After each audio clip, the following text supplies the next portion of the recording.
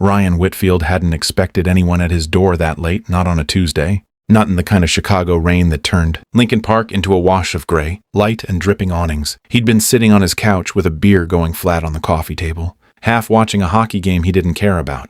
When the knock came, 3 short raps, hesitant, like whoever it was wasn't sure they should be knocking at all. He almost didn't answer. It was 11 at night, and the only people who came by this late were delivery drivers, with the wrong address or his upstairs neighbor complaining about noise that wasn't his. But something about the rhythm of the knock made him get up anyway, sock feet quiet against the hardwood. And when he opened the door, his hand froze on the frame. Emily Carter was standing on his welcome mat in a wedding dress. Not a costume, not a joke, the real thing. Ivory silk gone translucent at the shoulders from the rain. A beaded bodice that caught the porch light every time she shifted her weight. And mascara tracked down both cheeks in long gray lines. Her hair had been pinned up in some elaborate arrangement that was falling apart now. Strands plastered to her neck. She was shivering, arms wrapped around herself. And for a long moment, neither of them said anything at all. Emily. Her name came out of him like something he'd forgotten he still knew how to say. I didn't know where else to go. Her voice cracked on the last word. I'm sorry. I know it's late. I know we haven't. I just didn't know where else. Ryan stepped back and pulled the door wide before his brain had fully caught up with what his body was doing. Get inside. You're freezing. She hesitated on the threshold like she thought he might change his mind. And then she came in, dripping onto the entryway rug. And Ryan shut the door against the rain and stood there looking at her like she was something that might vanish if he blinked. 3 years. It had been 3 years since. Emily had packed a U-Haul and driven to Denver for a job at a marketing firm that promised her a corner office and a life that didn't include him. 3 years since she'd stood in this same apartment, different furniture then, different version of both of them, and told him she needed something bigger than what they had. He'd let her go because that was what you did when someone said they needed something bigger. You didn't chain them to a life that felt small. He grabbed a towel from the bathroom and a flannel shirt off the back of a chair and handed them to her without a word. And she took them with hands that wouldn't stop trembling. There's a robe on the back of the bathroom door if you want to change, he said. I'll make coffee. When she came out 10 minutes later, the wedding dress replaced by his old gray robe, hair down and damp around her shoulders. She looked younger somehow, like the years between them had folded back up. She sat at his kitchen table while he poured 2 mugs of coffee, and the silence stretched long enough that he almost asked the obvious question, just to break it. She got there first. His name is Grant Bishop. We were supposed to get married tonight. Tonight, Ryan, 8 o'clock, at the Drake, 200 people. My mother crying in the front row. She wrapped both hands around the mug he set in front of her like she needed the warmth more than the coffee itself. I was in the bridal suite getting my veil pinned, and I heard him on the phone through the wall. He didn't think anyone was close enough to hear. What did you hear? He was talking to his business partner, laughing about how the prenup protected everything that mattered. How marrying me was, she stopped, swallowed hard. How it was a smart move for the merger with my father's company. Like I was a line item. Like the last 2 years of my life were a strategic acquisition. Ryan didn't say anything. He'd learned a long time ago that when someone was in the middle of a story like this, the kindest thing you could do was let them finish it. I stood there in that dress for 20 minutes trying to convince myself I'd misheard him, and then I walked out through the kitchen exit so no one would see me. And I got in a cab and I told the driver to just drive. And somewhere around Fullerton, I realized I didn't have anywhere to go. My mother's at the venue. My friends are all there too. And you were the only person I could think of who wouldn't ask me a single question before letting me inside. I asked you one question. You asked if I wanted coffee.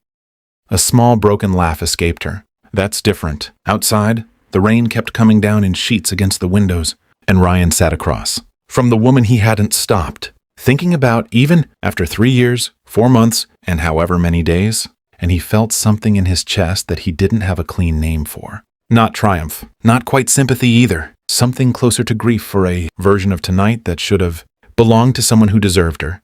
I'm not going to pretend I know what to say to make this better, he said finally. But you're not required to have this figured out tonight. You can stay here. I'll take the couch. Ryan, I can't ask you to... You didn't ask. You knocked on my door in a wedding dress at 11 at night. I'm not putting you in a cab back out into that.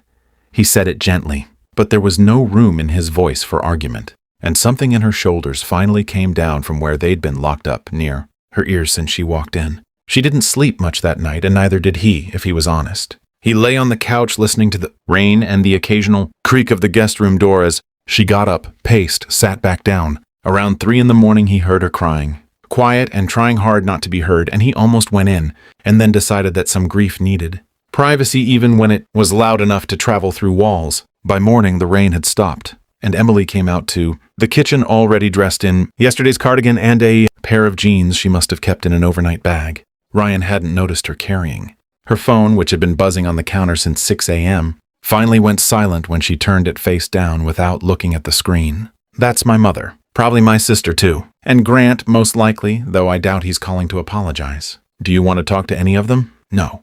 The answer came fast and then softer. Not yet. Maybe not for a while. Ryan made eggs because it was the only thing in his fridge that hadn't gone questionable, and they ate at the same table where she'd told him everything the night before, and it felt strange and familiar at once, like slipping into an old routine that had never actually existed between them. Not like this. Not with breakfast and quiet mornings. Because they'd never made it that far the first time. Can I ask you something? Emily said, pushing eggs around her plate. Sure. Why did you let me in? No hesitation. Not even a second of it. Ryan thought about lying, giving her some easy answer about decency or old friendship. And then he decided she'd earned honesty more than comfort. Because some part of me has been waiting 3 years for you to need something only. I could give you. That's not fair to say to you the morning after your wedding fell apart. And I know that. But you asked. Emily looked at him for a long moment, something complicated moving behind her eyes. I thought about you when things got hard with Grant, not in some dramatic way, just wondering if I'd made a mistake leaving, something real for something. That looked better on paper. You don't have to say that because of what happened last night. I'm not. I'm saying it because it's true. And I spent 2 years pretending it wasn't. She set her fork down. I don't know what I'm doing today or this week or with any of it. My whole life was supposed to change at 8 o'clock. Last night, and instead it just stopped. But I know I don't regret walking out that kitchen door, and I don't regret ending up here instead of anywhere else. Ryan reached across the table and covered her hand with his, not pulling her toward anything, just letting her know the offer was there if she wanted it. You don't have to know what's next today. You can just be here. Figure out the rest as it comes. She turned her hand over under his, so their fingers laced together, and outside the window, the Chicago morning was doing that thing it did after a hard rain. Sun breaking weak and gold through clouds that hadn't fully given up yet. It would take weeks before Emily called her mother back, months before she and Grant finalized anything through lawyers instead of shouting, and longer still before she and Ryan figured out what they actually were to each other now that the years and the choices between them had reshuffled everything. But that morning, sitting in his kitchen in yesterday's clothes with coffee going cold between them, neither of them needed the whole story finished. They just needed to know that whatever came next, they weren't facing it as strangers who used to know each other. Emily stayed in Chicago. She didn't go back to Denver, didn't go back to the life that had promised her something bigger and delivered. A merger dressed up as a marriage. She found a small apartment 2 neighborhoods over from Ryan's, close enough to build something slow and real, far enough that neither of them mistook proximity for certainty. It took time, real time, the kind that couldn't be rushed by how right it felt to have found each other again. But 6 months later, on a quiet Sunday with no guests and no prenup and no calculated angles, Ryan Whitfield asked Emily Carter to marry him in the same kitchen where she'd once told him everything. And this time, when she said yes, there was nothing else underneath the word but the truth of it.